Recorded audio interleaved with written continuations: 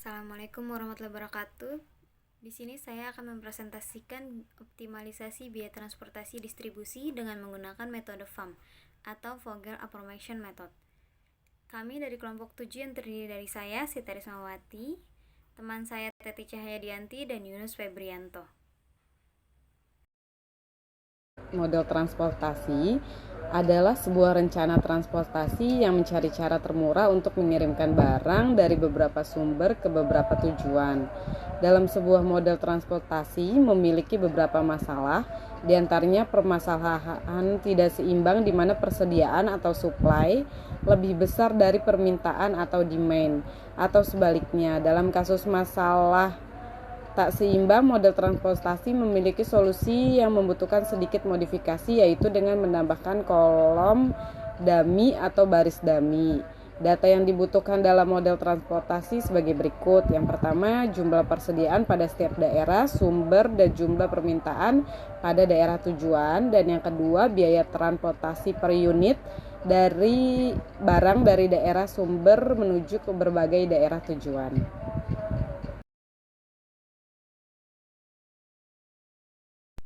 Tujuan utama dari persoalan transportasi adalah untuk mencapai jumlah biaya yang serendah-rendahnya atau mencapai jumlah laba yang sebesar-besarnya.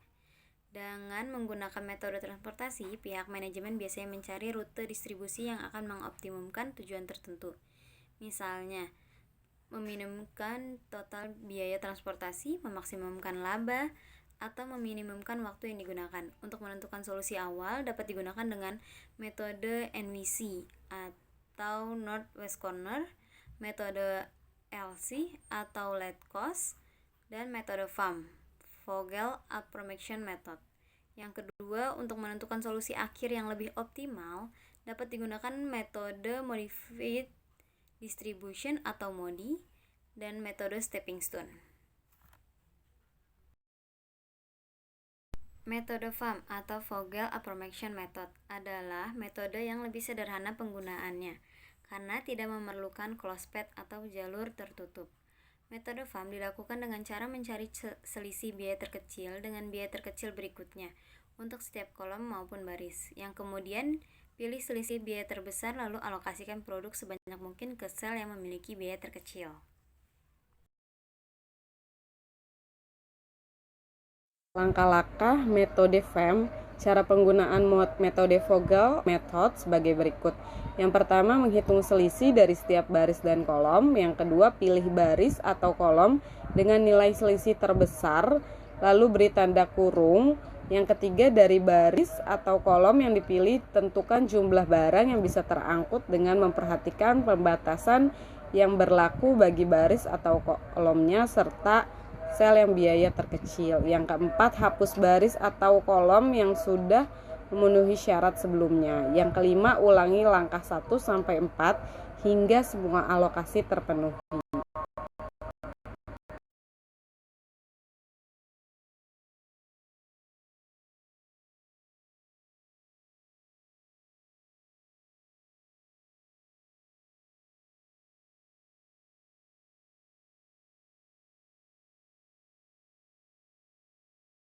Berikut ada penyelesaian metode FAM, yaitu pada perusahaan PT Pangan Produksi Beras dan akan melakukan pengiriman hasil produksinya kepada 3 penyimpanan pabrik beras yang bertempat di pabrik A, B, dan C dengan tujuan kebutuhan konsumen yaitu Cirebon, Tasik, dan Subang. Berikut masing-masing kapasitas pabrik sebesar 900, 600, dan 500 kilo. Sedangkan untuk memenuhi kebutuhan konsumen yaitu sebesar 500, 100, 1100, dan 400 kilo. Hitung dan analisa biaya transportasi dengan menggunakan teknik transportasi metode FAM. Adapun ongkos untuk setiap pengiriman dari pabrik menuju lokasi konsumen yaitu pabrik A ke Cirebon 200, pabrik A ke Tasik 150, pabrik A ke Subang 250, pabrik B ke Cirebon 60, pabrik B ke Tasik 200, pabrik B ke Subang 100, pabrik C ke Cirebon 80, pabrik C ke Tasik 100, pabrik C ke Subang 190.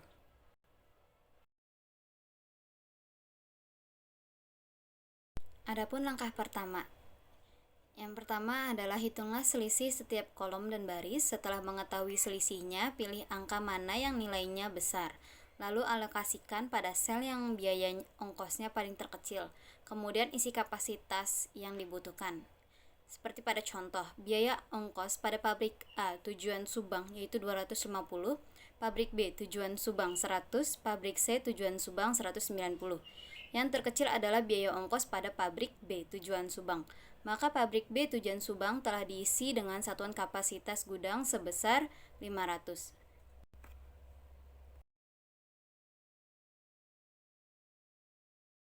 Pada langkah kedua, setelah pabrik B tujuan Subang terpenuhi, maka kita abaikan sel tersebut. Selanjutnya, kita hitung kembali setiap selisih pada kolom dan baris. Di sini kita telah menemukan selisih terbesarnya, yaitu 140. Biaya ongkos pada pabrik B tujuan Cirebon 60, pabrik B tujuan Tasik 200, yang terkecil adalah biaya ongkos pada pabrik B tujuan Cirebon. Maka pabrik B tujuan Cirebon telah diisi dengan satuan kapasitas gudang sebesar 600. Maka pabrik B telah memenuhi kapasitas daya tampung sebesar 1100.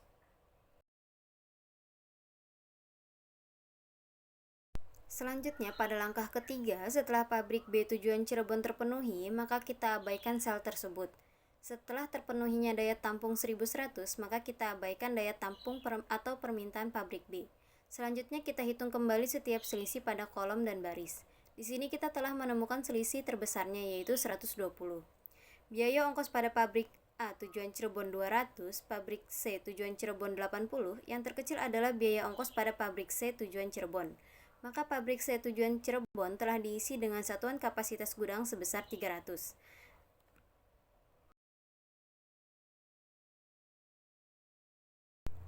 Pada langkah keempat, setelah pabrik C tujuan Cirebon terpenuhi, maka kita abaikan sel tersebut. Tersisalah daya tampung atau permintaan sebesar 100. Selanjutnya kita hitung kembali setiap selisih pada kolom dan baris. Di sini kita telah menemukan selisih terbesarnya, yaitu 150. Biaya ongkos pada pabrik A tujuan Tasik 150, pabrik C tujuan Tasik 100, maka sisa kapasitas yang diisi terlebih dahulu adalah pabrik A tujuan Tasik dengan daya tampung yang dibutuhkan sebesar 500. Selanjutnya pada langkah kelima, setelah pabrik A tujuan Cirebon terpenuhi, maka kita abaikan sel tersebut. Terpenuhilah daya tampung atau permintaan sebesar 500 dan kita abaikan. Selanjutnya kita hitung kembali setiap selisih pada kolom dan baris. Di sini kita telah menemukan selisih terbesarnya, yaitu sama-sama 100 selisihnya. Tersisalah daya tampung permintaan 100 dari pabrik C ke tujuan Tasik. Kemudian kita isi dengan satuan kapasitas gudang sebesar 100. Pada langkah ke-6, setelah terisi semua, maka dapat ditemukan biaya transportasi minimum yang harus dikeluarkan, yaitu sebesar 60 dikali 600, ditambah 80 dikali 300, ditambah 150 dikali 500, ditambah 100 dikali 100, ditambah 100 dikali 500, dengan total 195.000. Jadi, setelah dihitung dengan menggunakan metode FAM atau Vogel Approximation Method, biaya optimalisasi pengiriman hasil produksi beras kepada 3 penyimpanan pabrik yang bertempat di pabrik A, B, dan C dengan tujuan kota Cirebon, Tasik, dan Subang, yakni sebesar 195.000. Kesimpulan yang kami tarik dari kelompok kami berdasarkan analisis dan hasil perhitungan yang telah diperoleh, maka kesimpulan terhadap penggunaan model transportasi optimalisasi biaya transportasi distribusi dengan menggunakan metode FAM, yaitu yang pertama, penerapan metode FAM pada pengiriman barang dengan menguraikan biaya proses pengiriman barang dari suatu sistem informasi yang utuh ke dalam bagian-bagian komponennya dengan maksud mengevaluasikan permasalahan. Yang kedua, pengimplementasi metode FAM pada aplikasi transportasi pengiriman barang dapat dilakukan dengan mencari selisih antara dua biaya terkecil pada setiap baris dan kolom, kemudian menghilangkan baris dan kolom yang terisi penuh, sehingga mendapatkan biaya yang optimal. Sekian dan terima kasih presentasi dari kelompok kami dengan menggunakan metode FAM. Wassalamualaikum warahmatullahi wabarakatuh.